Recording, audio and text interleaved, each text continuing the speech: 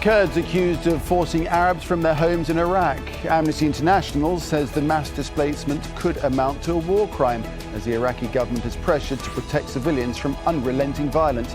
Iraq, the ongoing bloodshed and the dismantling of its social fabric. This is Inside Story.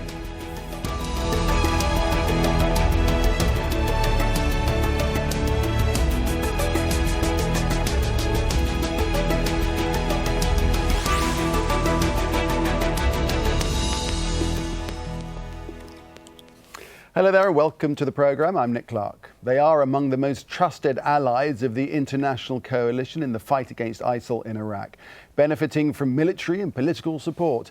But Kurdish fighters are being accused of deliberately destroying thousands of Arab homes under their control. In another sign that the diverse society in Iraq is breaking down, Amnesty International says Kurdish forces have campaigned to forcibly displace Arab communities, bulldozing and blowing up Arab villages they've recaptured from ISIL.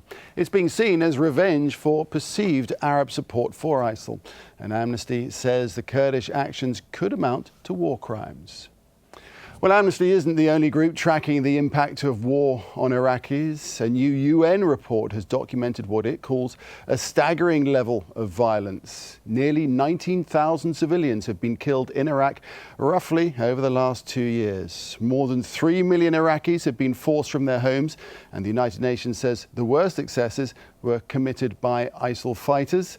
Some alleged abuses were also carried out by Iraqi troops, militias, and Kurdish forces. Well, Iraq's Prime Minister has vowed to fight anyone who fuels sectarian division. Haider al-Abadi made the pledge during a visit to the town of Muqtadiya. It's where government-backed Shia Muslim fighters have attacked Sunni-owned businesses and mosques. Those same groups are supposed to be responsible for security following the eviction of ISIL fighters. Any weapon out of the control of the state is in the hands of ISIL or those who support them. All of these weapons threaten citizens, security and people's properties. And those who carry such weapons are supporting ISIL fighters. Well, for more on this, I'm joined by our guests. In London, we have Donatella Rivera, who is the Senior Crisis Response Advisor for Amnesty International. Donatella authored the Amnesty Report, in fact, and led the investigation on the ground. In Washington, D.C., Rahman Aljebouri, Senior Program Officer for Middle East and North Africa for the National Endowment for Democracy.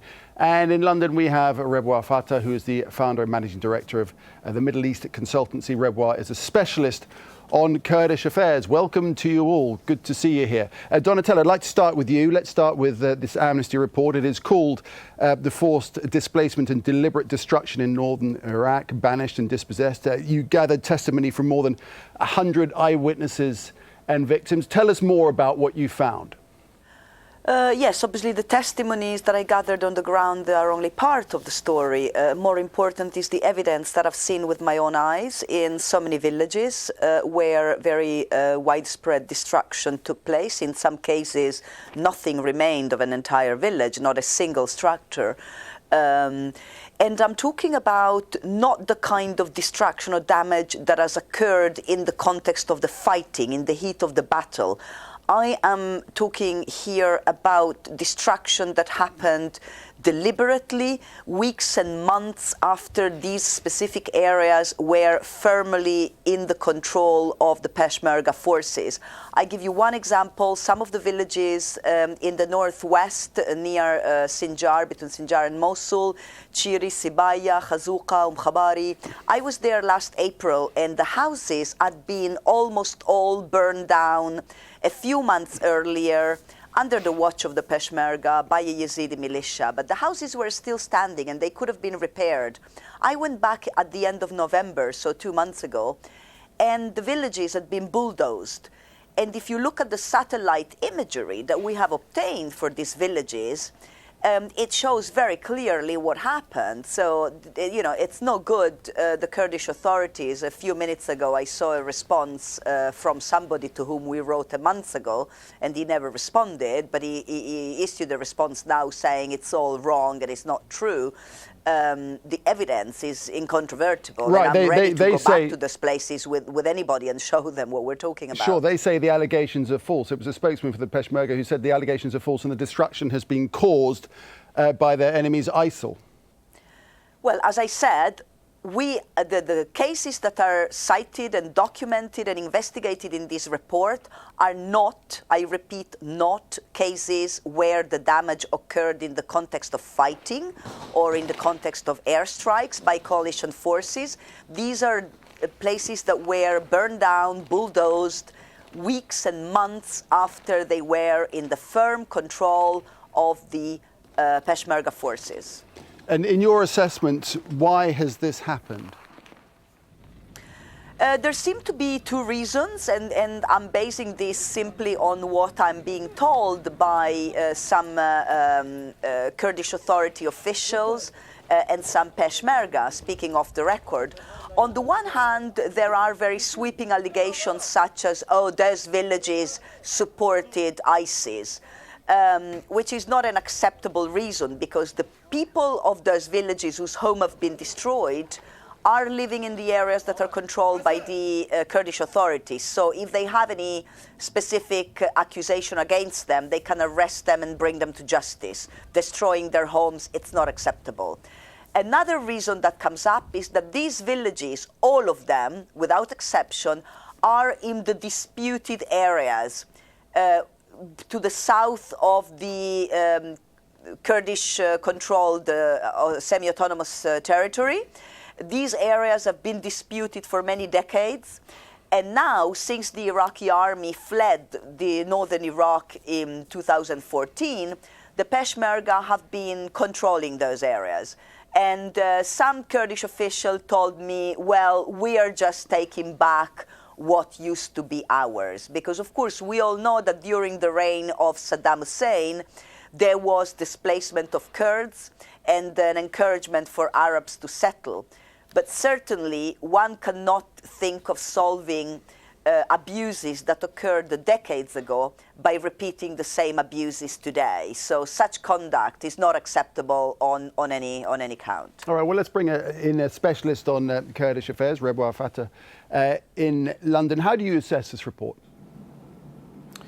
I mean, obviously, the report based on extensive evidence. I don't think anyone can deny those allegations. However, I'm not really surprised, because the conflict in Iraq has been deeply ethno-sectarian, and the more we move into the history, the more ethno-sectarian it will get.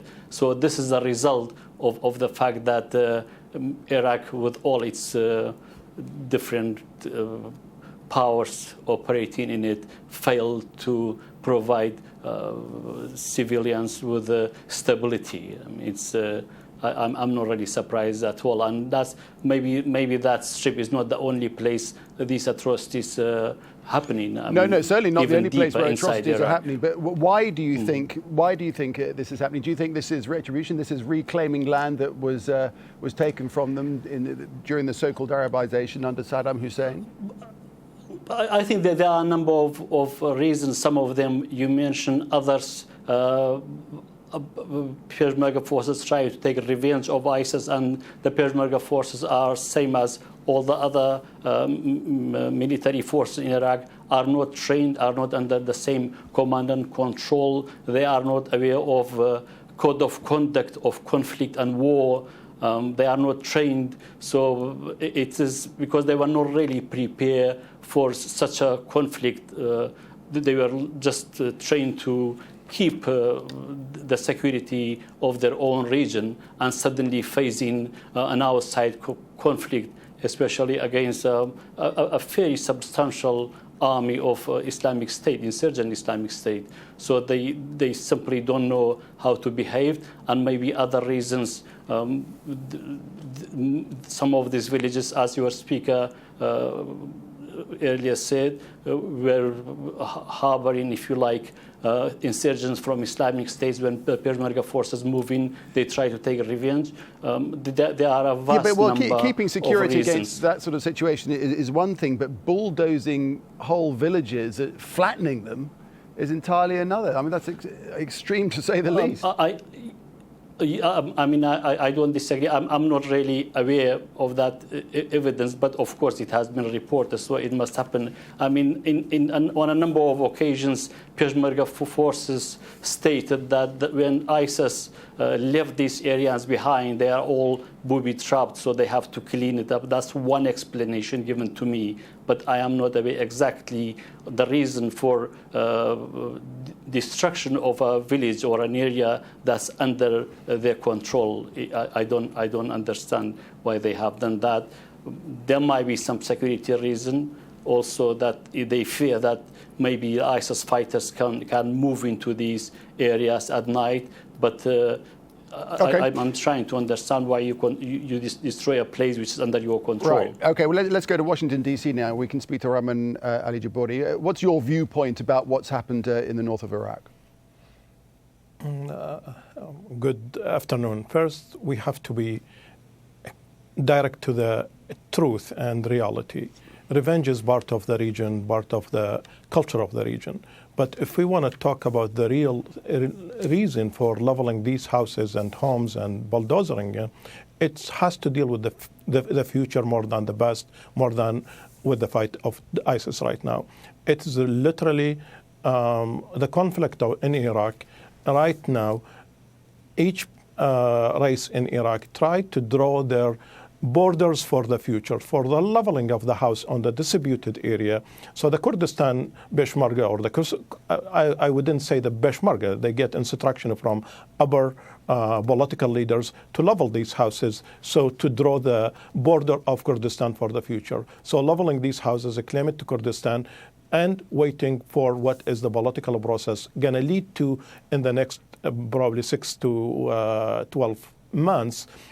So claiming this land is part of the bigger state of Kurdistan, the future state of Kurdistan. So you mean that the people are taking advantage, the different groups are taking advantage of war to extend their lands, to extend their influence? Everybody is selling their future dream and they're fighting ISIS right now. If it is the Shia or it is the Sunni or it is even the Kurds. Everybody using the circumstances of fighting Daesh to claim something for the future. And it is easy to sell it international, it is easy to sell it locally, it is easy to sell it on the regional level. But the real fight and the real conflict is about the future, not about the situation right now. Donatello, ultimately, of course, at some point, we hope that there will be a resolution to the whole Iraq crisis, but you wonder how it will ever be possible, given what we're seeing here and what you saw with your own eyes and what's going on in the sectarian divides right across the country. Yes, and I mean Amnesty International has reported over the past year and a half about the attacks by ISIS on the religious and ethnic minority. It has reported on the crimes by the Shia militias. So, certainly the Kurdish forces are not the only one to be committed in violation of international law. Certainly these abuses that leave entire community alienated, dispossessed, and disenfranchised, this can only make an already very tense situation where very real intercommunal, interethnic, interreligious tensions are there and have become more acute over the past year and a half. This can only make them even more acute. I mean, quite apart from having lost their homes and their possession, there's thousands and thousands of villagers have also lost, for the most part, their livelihood, because most of them were farmers or herders. And now, with their homes, with the village, gone is the land that used to feed their families. So it's also creating an enormous amount of grievance, of resentment in a region that, frankly, it's already a powder keg in every respect, because people are fighting for identity, people are fighting for territory, people are fighting for the resources that come with the territory, oil being a very important one, and oil being present in part of these disputed territories. Right, and it's a powder keg, forgive me for jumping in, but it's a powder keg as illustrated by this UN report, which documents, as I quote, the staggering level of violence, 19,000 2,000 civilians killed in 2 years, 3 million Iraqis forced from their homes. Rahman Aljebouri, if I can come to you, unlawful killings, abductions, bombings, mass graves. It is a tragic litany of a failed state, isn't it? The state of Iraq is a failed state. You know, the government and the official army has no power or no control on the militia or the Peshmerga. You know, basically, it is really not the crisis of identity. It is basically also a crisis of the Sunni became a nation of IDPs right now. There is 2 or 3 million Sunnis scattered all over Iraq, from Baghdad to the Kurdistan area to everybody.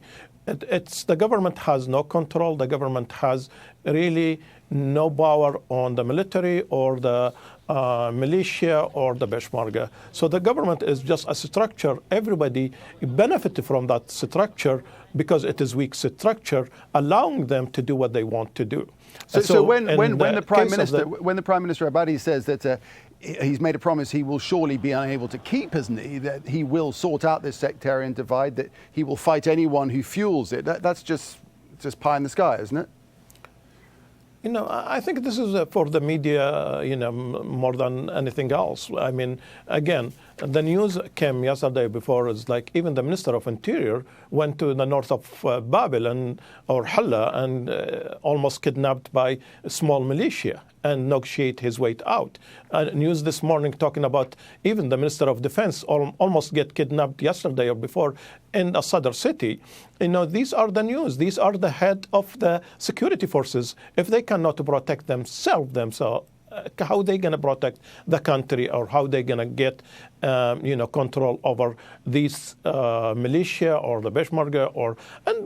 Let's be honest, you know, the Peshmerga is not getting their order or instruction from Al-Abadi, and also the Al-Hashd al-Sha'bi or the Shia militia is not getting their order from Al-Abadi. So Al-Abadi is basically talking as a head of a state, but in reality has no power, he has no teeth or control on his forces. So Rebwar Fatah, is that how you assess Prime Minister Abadi's comments?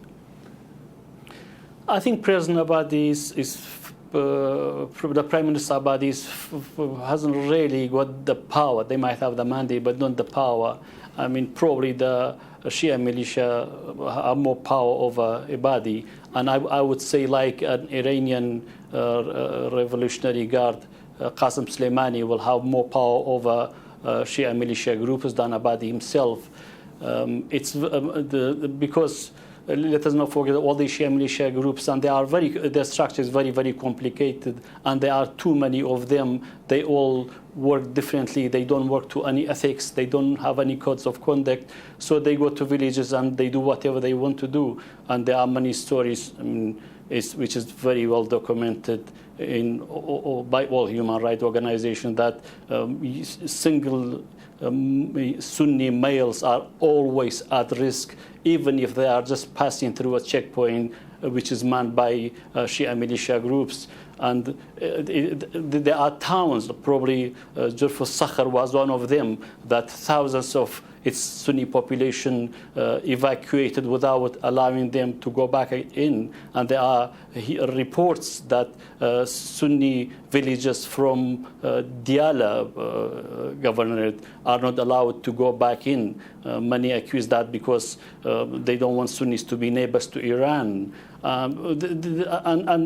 It's like the violation is really tremendous, and it's grave human rights violations. Right. And, there are certainly appalling human rights violations. And my question is, if Abadi's hands are tied, who is going to resolve this?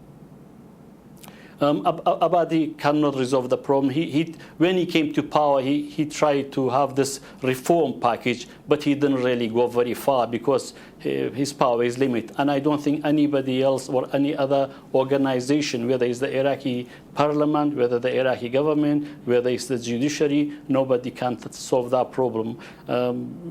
Iraq, in brief, is in a very, very complicated situation, and is more working towards establishing a Shia-dominated state than a state a modern state that provide security and safety and establish citizenship. Because Shia militia groups are, as I said, led by Iranian Republican Guards, and also they fight in Syria. I mean, I have to question. Iraq is in a very complicated situation, security situation, and they're still trying to keep Assad in power. And also the links with Hezbollah of Lebanon. Okay, it's listen, I'm going to wrap you up because we're running out of time. I just want to bring in our other two guests. One final question each. Rahman Aljebouri, do you agree with that, first of all? And do you think anything can dilute this ongoing hatred and division between Sunni, Shia and Kurds? Well, there is a solution always. There is a political solution. I think it has to be involve the UN and the United States and sit with as a broker with the Iraqi political leaders to settle it politically. If we don't settle it politically, we are not going to settle it by guns. One. Second, I think everybody right now try to expand their area. The Shia try to expand, secure Baghdad, the belt of Baghdad, take some control on Salahuddin and Diyala because there are Shia population there too. And it has to be with the external. I think, what Iraqis themselves talking about, the war of gas pipes, which is they think the Iranian gas pipe will go through the western end of Iraq to Syria. So these militia try to pave the way for that gas pipeline to be putting in this area. The more Shia will have, the more will protect that pipe going through Iraq to Syria. Donatella, reports like the UN one that I was just itemizing there, like yours from Amnesty International, dreadful though they are and the misery that they depict, and important though they are in the sense that everybody does need to know about them, does it depress you when you think about, they get released, these reports, but actually does it make any difference when they come out? Well, if it doesn't make any difference, it's because there is a lack of political will, both in the country and outside. And the reason for publishing these reports, it is specifically to give recommendation to those concerned to actually take actions that can change the situation.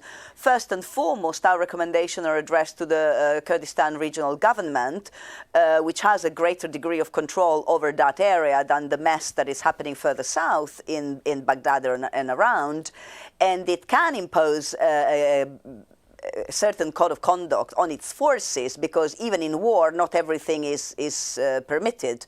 And while recognizing the important role that the Kurdistan authorities have played in hosting many of the displaced in Iraq, and the role that the Peshmerga forces have played in holding the line against ISIS, that does not give them a license to then go and destroy entire villages and carry out this sort of action. And secondly, part of our recommendations are also addressed to the international community, notably members of the US-led coalition, like the United Kingdoms and Germany, who have been very active in supporting the Kurdish forces, specifically military support, for them to use their good offices to raise concern about this kind of behavior, which doesn't advance the country in any way whatsoever, and also to make sure that any of the military assistance that they provide is not going to be used in any way to commit these or other kinds of violations of international law. All right, that's it. That's all we've got time for. Interesting talking to you all about this very important issue. Thank you very much, Donatella Rovera, Rebwar Fatah, and Rahman Aljebouri. Appreciate that very much. Thank you. And thanks, as always, for watching. You can leave your comments on the programmes page of our website, aljazeera.com, and you can post your views on facebook.com/AJ Inside Story, or just tweet us at AJ Inside Story. From me, Nick Clark, and the rest of the team, it's goodbye.